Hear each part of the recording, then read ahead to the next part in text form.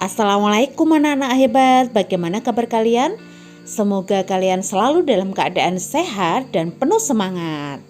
Ayo belajar bersama agar channel ini dapat berkembang dan kalian juga lebih mudah menemukan channel ini. Like dan subscribe dulu ya.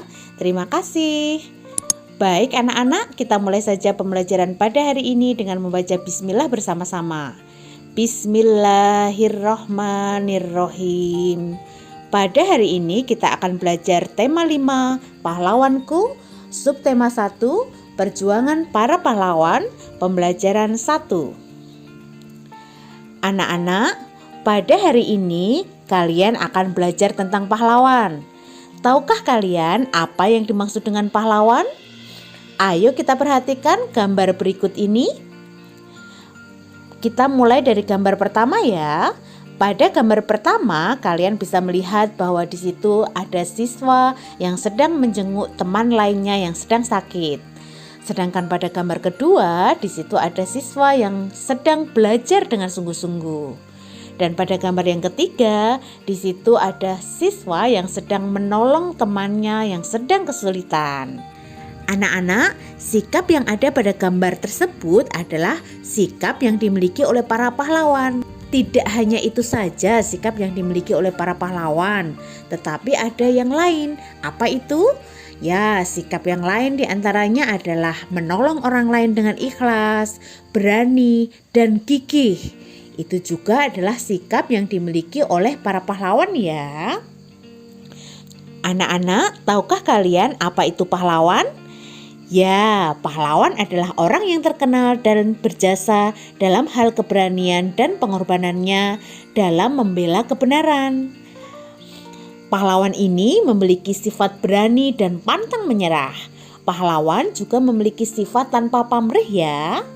Jadi, menolong orang lain dengan ikhlas, berani, dan gigih merupakan sikap yang dimiliki oleh para pahlawan. Untuk menghargai mereka, kalian bisa meneladani sikap kepahlawanan ini ya dalam kehidupan sehari-hari kalian. Kalian bisa menerapkan dalam kehidupan sehari-hari kalian. Tahukah kalian sikap kepahlawanan itu juga tercermin dari perbuatan beberapa raja di masa kerajaan Hindu, Buddha, dan Islam? Ayo kita simak teks bacaan berikut ini. Kita baca sama-sama ya. Raja Purnawarman, Panji segala raja.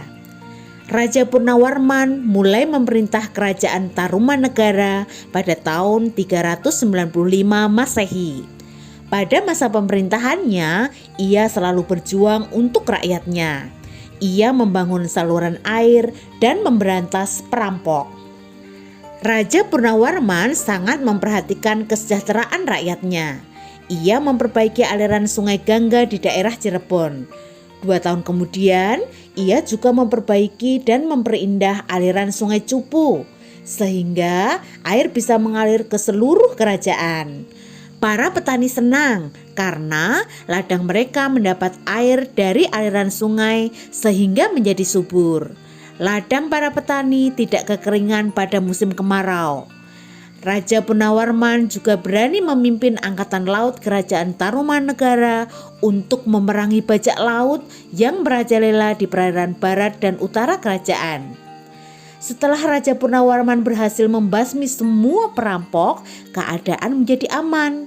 Rakyat di kerajaan Tarumanegara kemudian hidup aman dan sejahtera. Sebagai wujud kecintaan rakyat kerajaan Tarumanegara kepada Raja Purnawarman, telapak kakinya diabadikan dalam bentuk prasasti yang dikenal sebagai prasasti Ciareteun. Nah anak-anak, setelah kalian membaca teks bacaan tadi, sekarang kita coba gali informasi apa saja sih yang terdapat dalam teks bacaan tersebut. Informasi yang kita dapatkan dari teks bacaan diantaranya perjuangan yang dilakukan oleh Raja Purnawarman antara lain membangun dan memperbaiki saluran air di sekitar kerajaan serta memberantas perampok. Sedangkan sikap kepahlawanan yang dimiliki Raja Purnawarman antara lain peduli kesejahteraan rakyat, berjiwa pemimpin, dan berani menghadapi musuh. Rakyat merasa senang dengan perjuangan Raja Purnawarman. Para petani tidak lagi khawatir mengalami kekeringan pada musim kemarau. Rakyat juga merasa aman dan sejahtera karena tidak ada gangguan dari perampok.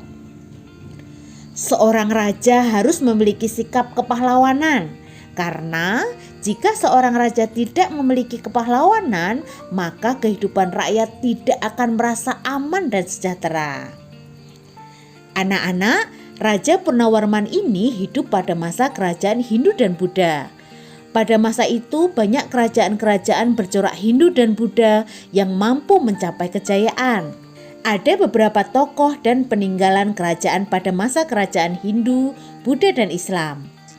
Peninggalan yang mereka wariskan ini bukan saja benda bersejarah, tetapi juga pemikiran dan nilai-nilai perjuangan yang telah menginspirasi bangsa Indonesia.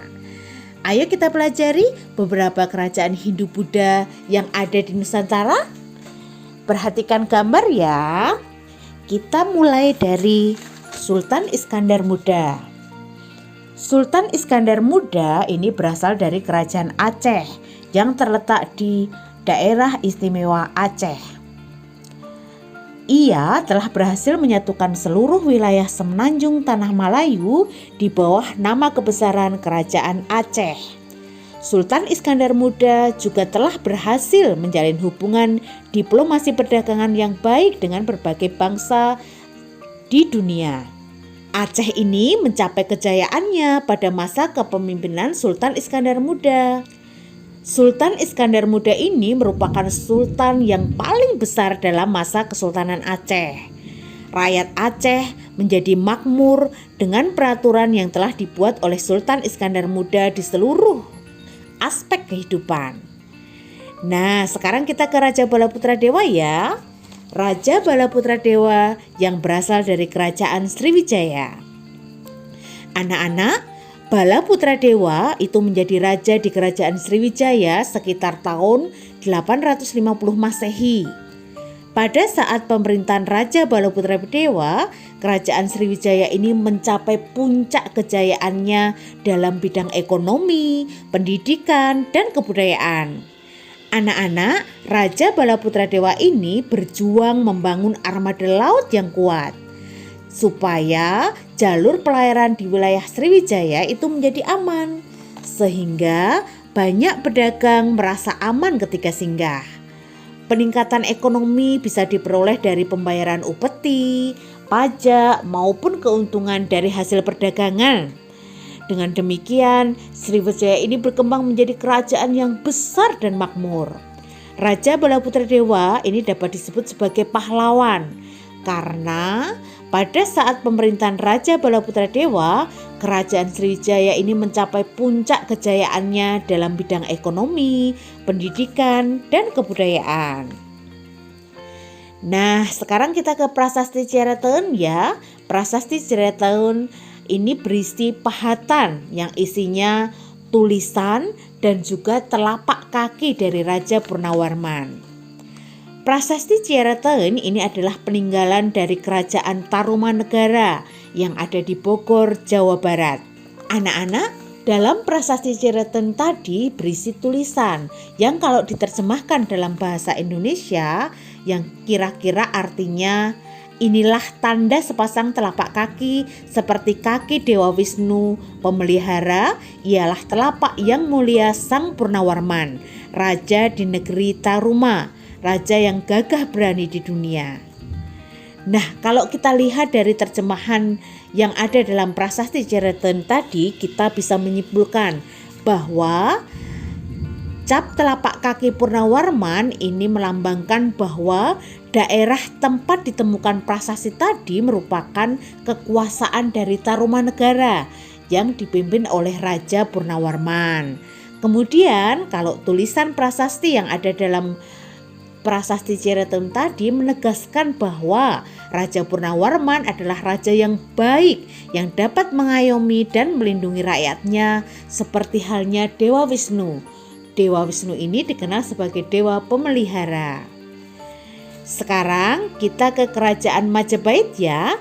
Kerajaan Majapahit yang dipimpin oleh Raja Hayam Wuruk. Kerajaan Majapahit itu mencapai puncak kejayaan pada masa pemerintahan Raja Hayam Wuruk dengan didampingi oleh patih yang sangat terkenal. Pasti kalian tahu siapa? Ya, betul sekali, Patih Gajah Mada. Pada periode ini, seluruh kepulauan di Indonesia itu mengibarkan panji-panji Majapahit dan hubungan persahabatan dengan negara-negara tetangga berlangsung baik. Nah, sekarang kita ke Sultan Hasanuddin ya, yang berasal dari kerajaan Kuatalo Makassar. Tahukah kalian kalau Sultan Hasanuddin ini dijuluki ayam jantan dari timur? Kenapa beliau dijuluki ayam jantan dari timur?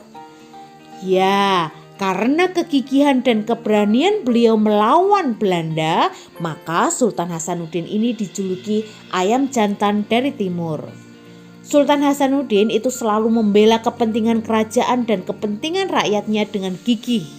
Ia juga berusaha menegakkan kedaulatan dan memperluas wilayah kerajaan.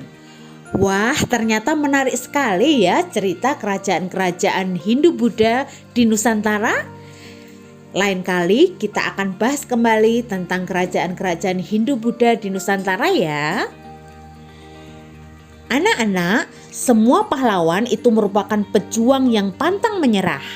Kita bisa menteladani sikap dari pahlawan itu dengan cara pantang menyerah dalam menuntut ilmu. Kalian sebagai pelajar harus pantang menyerah dalam menuntut ilmu ya. Agar kita berguna di kemudian hari, kita harus selalu berusaha menambah pengetahuan kita. Misalnya dengan mempelajari sesuatu yang baru. Kali ini kita akan mengenal sifat-sifat cahaya ya.